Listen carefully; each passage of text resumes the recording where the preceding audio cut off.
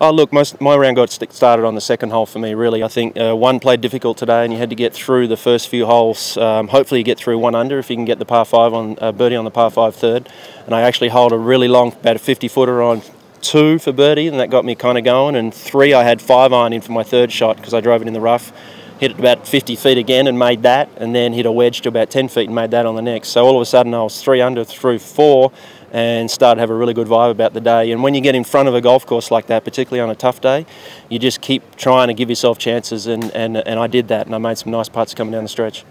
We've all been thinking that there's a low number out there and it happened for you today. What was the difference? Was it the putting? Oh, no question. I think I hit more greens today, but I certainly, when you make the kind of real estate that I made today, I think if you put a for sale sign on it, you could make some money here. So, and you know, great rounds. You know, the rounds that just go okay are the ones where those 50 and 60 footers or 15 footers don't go in. And today it all fell my way and it all went in, and I felt very good about how I was stroking the ball. I just thought, if I could just get it on the green and hang on with my ball striking, good things could happen. In the clubhouse with a 1-shot lead, what do you do now? Oh, look, I'll go and relax. I've got a little bit of time before the final groups come through, so I just got to go have a couple of dozen drinks of water and not alcohol. But and then you know, with a few holes to go, if I'm still a chance for a playoff, if it's hanging in there, I'll go get ready.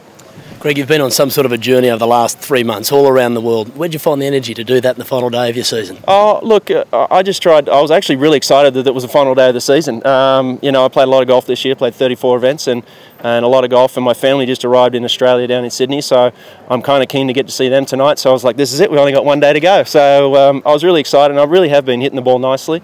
I fixed up a couple of things with my setup on the range this morning. I was struggling with one particular club and I just couldn't get it right, and I fixed that and really did a lot of good things. I ask this respectfully, the final rounds in the United States have been your Achilles heel.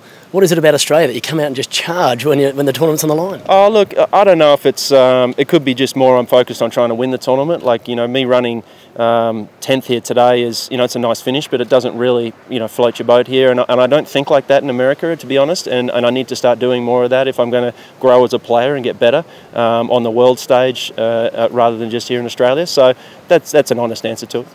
And you kept grinding away at the Australian Open, perhaps didn't get the result you were hoping for there, but here you just kept winning putts and you finally got rewards, Greg, for all your hard work. Well, you know, the definition of rewards needs to be seen here yet. We've got a little bit of golf left, but look, we'll see what happens as the day unfolds. And look, I hit the ball better this week than I did at the Australian Open. That was the key. I got it on the green. I spent all week at the Australian Open getting up and down, particularly on the weekend. So, and I did a good job of that. I just tried to take that idea that, hey, you're putting and chipping well, just get it on the green somehow and take the pressure. So I tried not to hit it as close. I tried not to be as aggressive, and it paid off today. Any feeling before this round began that you had that sort of play in? No, I don't think you really get that. You go with the flow. I mean, I could have, you know, easily 3-putted the second hole, made bogey and been really upset, and just, you know, so as it was, it rolled in the middle of the hole and off we go. So I don't know if you have any feelings. I've certainly had feelings like that before and had a great warm-up and gone out and played like rubbish. So, you know, I had a nice warm-up the last 2 days and today transpired into a nice low round. You've got your hands on the Stonehaven Cup twice. Why not get it on the Kirkwood Cup twice? All the best. Yeah, that'd be great. We'll see how it all folds out.